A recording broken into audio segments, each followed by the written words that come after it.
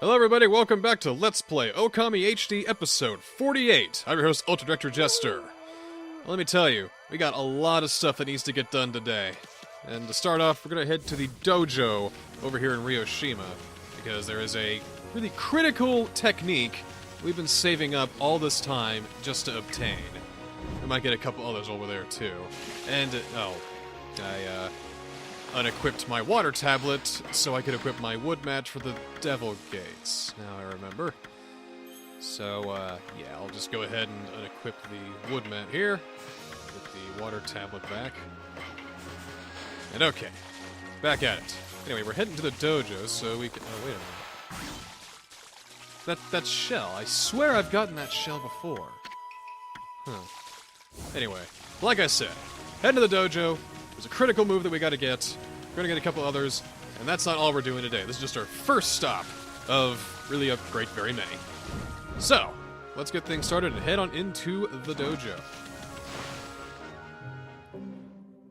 Long time no see, Onigiri-sensei. I think it's been quite some time since we've seen you. Probably over a year. Anyway, the move we're gonna be really looking for is Brown Rage, the 2 million yen technique. The reason why I waited until after the Devil Gates to actually purchase this move is because we made over 1 million yen just from that third trial gate alone. So with all the money we've been gathering from the beginning of the game until now, and all the expenses we've had until then, this is probably the best time to go ahead and pick up Brown Rage. Because there's still a lot of things you need to buy, still a lot of techniques, still a lot of brushstroke techniques as well we need to purchase as well. But that's later. Right now, let's talk about Brown Rage. I've been kind of excited about getting this move, because I'm not sure how much we're going to need it because we've really done all the demon fangs that we need to, but this works just like the peeing move. You hold circle, you drop a dookie. That's exactly what you do. Gives you the technique scroll. That's a trophy, of course. Yes, you have to learn from a dojo how to shit. Figure that one out. What you do is just walk on over, and hold circle. There you go. You drop an explosive shit. Pretty sure it does it does damage to enemies, and it also gives you a demon fang. And I do believe that shitting and pissing gets you specific demon fangs. I'm just baffled that a move like this exists. I need to pay $2 million to learn how to poop in a dojo. That's... only in Okami, I guess. We must never lose the drive for self-improvement to learn to shit. Huh. Well, while we're here, before we get started, let's learn a few other techniques.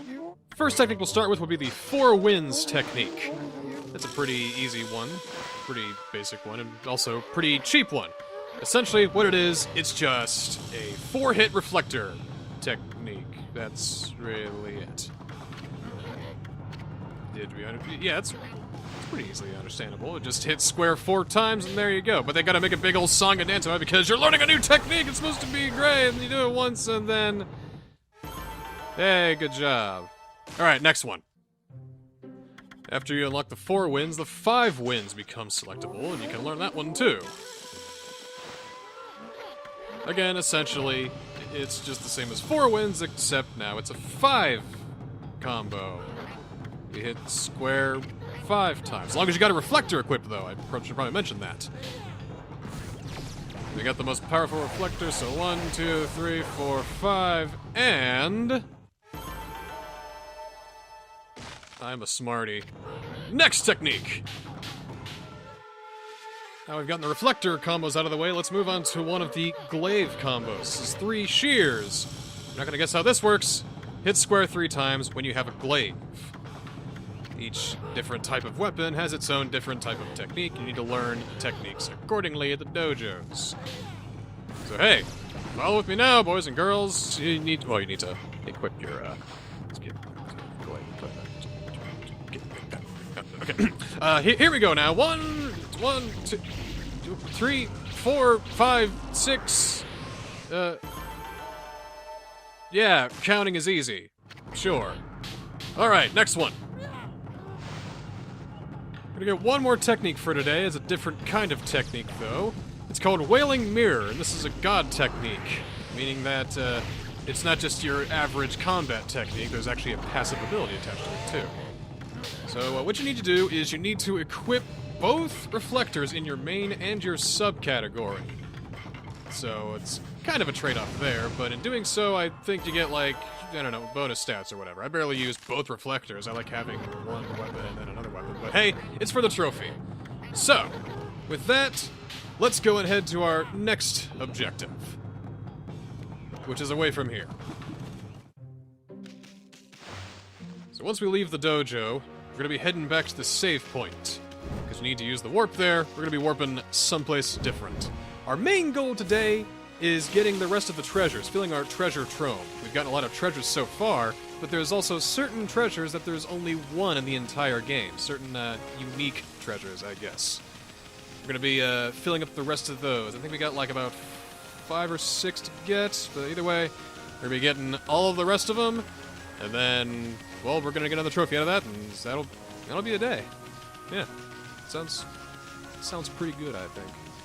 And we can sell those treasures, which you can use to get more techniques and more brushstroke techniques later on. So, alright, let's get this started. It's already been started for like 7 minutes already, but not the point. First place we're heading is over to, let's see, Agata Forest. There we go.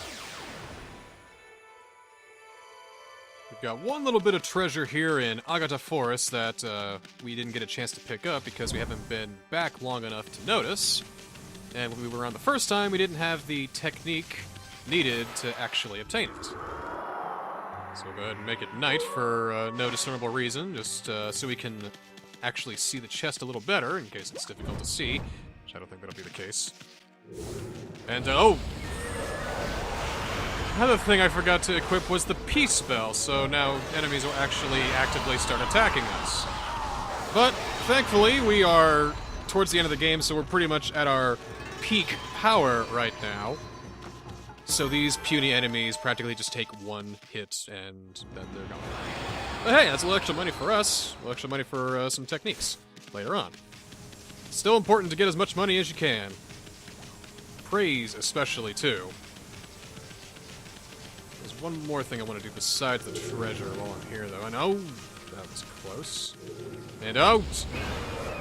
Ran right into that one, literally. It's these guys with the drums that are the worst, because no matter how strong you are, it still takes time. You still gotta pop out of the ground and all that. That's a little bit of a pain. But, again, not that difficult, and it's just a little extra cash in your pocket. I'm not going to be showing all the things that we're going to be doing here. I'm not going to be showing all the fights, I mean.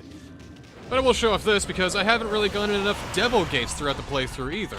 And that was really just to save time, and really because I'd prefer to do these when we're extremely powerful and literal gods. When you think about it, still. There are a few good reasons why we should be doing Devil Gates. Well, throughout the game's all good, but focusing on them now is probably a good time too, because we're going to be focusing on praise in a few episodes later, so it's good to start accumulating praise if you haven't got that yet. And what these smaller, minor, and arguably much easier Devil Gates do is they purify the land around you, and they give you extra praise, which definitely comes in handy. Sometimes they're even animals you haven't fed yet. So here in this hard dig spot, we need a digging champ. We got the bull statue. A lot of the Zodiac statues are the unique ones. There's still a couple of other ones that are unique only to them. So yeah, that's about all we need. And now we do a long, arduous hike back to Taka Pass. And, oh, wait. Check it out. These are deer I haven't fed yet. Can't believe I missed them. I really haven't paid attention to Agata Forest. Anyway, like I said, it's a long trek to Taka Pass, which is our next stop. I'm just going to do a clever crossfade right into Taka Pass. So once you go through the tunnel that leads to the Konohana Blossom in Taka Pass, in this opening, there should be a vine blossom somewhere. Some blossom where you can latch onto. It's a bit hard to see with all the flora around here, but... let's see, it should be around here somewhere. Oh, here it is, right there. So essentially what you do is you latch onto that. From there, should be another one that you can latch onto. Just like so. And you essentially just keep following the vine blossoms until you get to one that shoots you straight down to what looks like 3 clovers. And you may think that this might be the end. Because, well, this is where it stops. It brings you to another ledge, so it should be right here, right? Well, maybe these clovers are worth a lot. See, this one here is 5. Only 5. This one here is also 5. And this one over here has gotta be... also 5. So all that way and 3 clovers for only 15 praise. Now, it's gotta be more than just that. There's one more vine blossom out there that we can latch onto. Probably a misdirection. This path goes on even further. So let's go ahead and latch on there. And this leads us to a whole new set of vine blossoms. All leading us down to this one, which drops us right in front of a chest. On top of a tall rock we can't get on top of otherwise. And opening that reveals the tiger statue. Another unique treasure. So alright, with that said, let's get moving on to North Ryoshima. The location for this treasure is pretty easy. See those husband and wife rocks over there? Essentially, they're in between those, so we'll just head on over there real quick. And upon approach, you should see the first clam holding a coral fragment for you. Then moving on to the actual husband and wife rocks. In between the gigantic rope in the center. You see why now you need the water tablet, because making lily pads to come over here is just a thing of the past. Sometimes I forget that you even need lily pads to get on water. So with that, we get a wooden bear. That's not the treasure. Snake statue. That's the treasure. And just for a little added bonus, a steel soul sake for your troubles. So, yeah, that's one more treasure in the bag. Now we make our way back to shore. All the way back to shore. So using the Mist Warp over at, well, any Mist Warpable save point, really. We're gonna be heading to, Kamui. But not just any place in Kamui. We're gonna be heading to the Ezo Fuji Rocky area. This is an area that is only accessible if you have the Mist Warp. You can't get there any other way. It's only through Mist Warp. And we'll head there.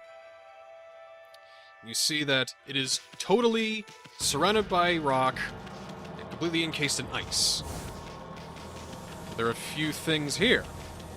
First up is a bear. Just a bear all by his lonesome, one we haven't fed yet. I would figure that a bear would have a huge amount of praise, or just 5 praise, that's okay, I guess.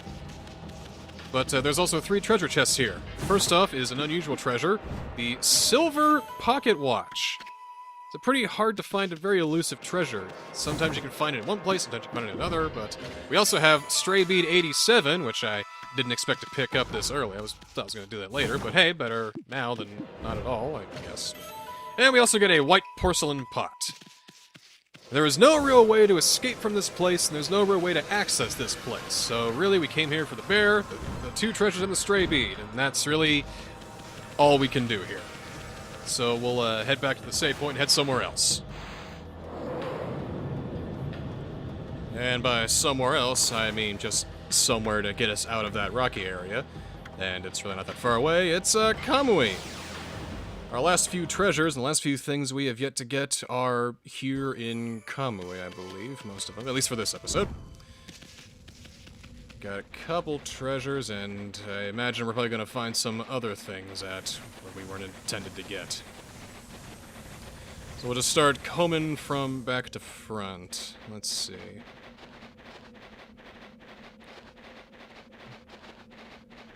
There's no music here. It feels very quiet and barren. Anyway, guess we'll start by going to this hard dig spot over here. I'm pretty sure something should be in here, right? I suppose it... Oh, now it's day. That always the case. Anyway, inside this hard dig spot, should be... I forgot what was in here. Oh! It's Blockhead! We do not want to be here right now.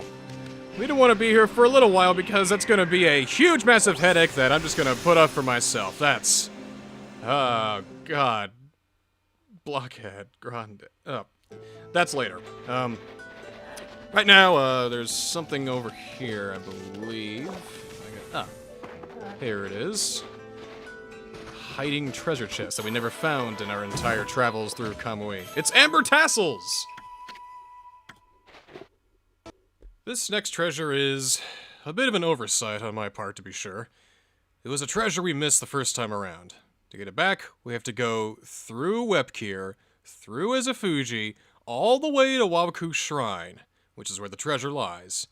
We gotta go through most of the dungeon until we get to the point with the cannons and the bottomless frozen abyss that has the snowball that can only be moved by Galestorm. This is what we need. Finally, here we are. I'm using Galestorm to be moving this snowball inside to make sure it's actually Galestorm you're actually casting. Yes. Well, with enough careful movement, just like last time, we should get it inside. Once we get it in, our troubles will practically be over, so we'll pretty much just use that, make some of these gears cold. Over to the left here is where the chest was. So we're gonna have to hop on here. I think we can use Blizzard to cool down those flames, maybe? Ah, fuck, we'll just use Galestorm. But, that gets us... Oh!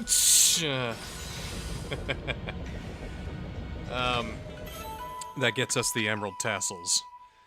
Yeah. Luckily I can get back pretty okay. I mean, if that snowball wasn't there, I'd be screwed. Well, that's one more treasure. Let's head on back. Alright, we've got some business in Punktan Village, so we have to head into Yoshpet to do so. We just have to take a gentle run through the forest. Oh God, what kind of horrible world is this? Someone help! Please, God! What frozen devil wrought this devilry upon us? And now we're in Punktown. Well, hey, what can I say? If you need 100% this game, you need to backtrack a lot, and that's the joke I'm gonna use to make it a bit more interesting. Well, anyway, we use the Lucky Mallet to get ourselves into Punktan, and we haven't really had a chance to explore this place yet. Not entirely. And I guarantee I'm gonna be finding stuff that I'm not supposed to be finding. So we'll start by, going up this vine here. By that, I mean trying to hook up into this vine. There we go. And, this probably should be our first nope. Okay, that's Stray Bead 91. Alright, that's fine. I suppose that's a treasure in and of itself. I guess we'll just hook on to this next one right here, I guess. We'll go with this treasure. That's a vengeance slip. That's not a treasure at all. Well, it kind of is. I mean, it sort of is. Not what we're looking for. All right, let's head up this. Let's head up this tree here. It's gotta be somewhere. It's just money. There's a lot of flowers to hook up onto, and there's a lot of places that treasure could be hiding. But hey, I think, first off, we will go for this clover right here. Whoa, that's a huge fucking clover. And that was Galestorm. And that's blue. And that's 30 praise. It's a good amount of praise, actually. Alright, so we'll hook onto this one next. There's a chest right there, I spy. And there we go with the Agate Tassels. That was what we were looking for. Now, how do I get back? Maybe I can jump it and... nope.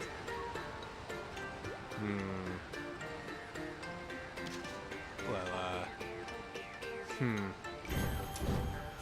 maybe I can try and hook onto that real quick and nothing doing. Okay. I really hope the game didn't strand me here. Oh, wait. There's one over there I can use. Why all the hell the way over here? Oh, shit. Okay. There we go. Alright. I think we need to get the hell out of here. We got the treasure we need, but we haven't gotten everything we need from Punk 10 Village yet. And we'll get that later when we're getting the rest of the stray beads. Right now, we have one treasure left to get. And to do that, we need to take ourselves to Seon Village. Seon City. Just Seon. Let's go! Oh, sorry. My bad. During the wipe, I went into a devil gate and cleared that out. Hey, that gets us... oh, wow, 50 praise. That's actually a whole lot. That's really gonna help us out. So yeah, that was right outside the village. To give you a landmark is where we are. But we'll be heading into this mermaid spring here to get us back to Seon. Yes, glorious. Remember when we used to use coins? Now we use that power ourselves. Anyway, take us back to the aristocratic quarter.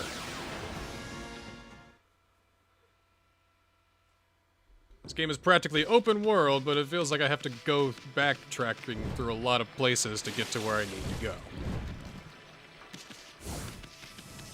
Alright, let's see. I do believe we got a couple here, actually, if I remember right.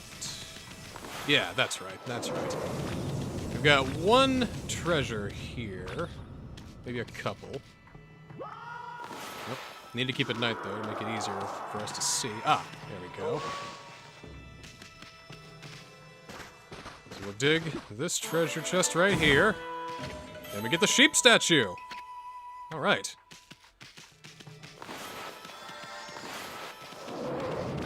So now we got one treasure left in the game, and it's still in Seon. I misspoke earlier. I meant there was two instead of one, but there was one place left to go at Seon. Anyway, the last treasure is at the Commoner's Quarter. We're going to be heading to a little area we've never been to before, just because we haven't shown it off yet. Haven't had any real reason to. Oh, make it across this bridge. Yes, makes the game feel epic. Sometimes I just want to go where I need to go. Come on. I have no idea why the save statue outside of the village doesn't count as a warp point. I feel like that'd make things a whole lot easier, you know? Well, whatever. No use complaining about it now, not when we're so close to 100%. Place we need to head is down here. Grab the map. Alright, yeah. Over to the left, down this alley where this guard is stationed. And there's a hole behind him. And as the camera pans out, it's obvious you gotta fill the hole with water. I mean, friggin' duh, right? To which a water spout forms. Interesting. So we'll take that, and ride our way up. And it's taking us pretty damn high up to this unusual rock in the sky. Huh. What a mysterious place this is. How unusual. And they apparently know me? I wish I could see him, but yeah. So, alright, this is Waka's station. So, yeah, that makes sense that they know me. Sure. So the Tao Troopers, yeah! He looks like an Onmyoji. They were priests back in the Heian era. It's kind of interesting, really, to see him look like that. So this is their HQ. Captain Waka's not here. But we do have two bits of business here. One we will deal with this episode, and one we're gonna deal with in the next episode. It's kind of a good thing that we're ending things here in Seon. We go behind here, we find a chest, and that reveals the horse statue. And that is the final treasure we need. And after some time... Any minute. There we go. Give a dog all the bones, completing your treasure tome. Huh. Well, that was a whole bunch. And we'll see you next time for Let's Play Okami HD, where we get in some more stray beads!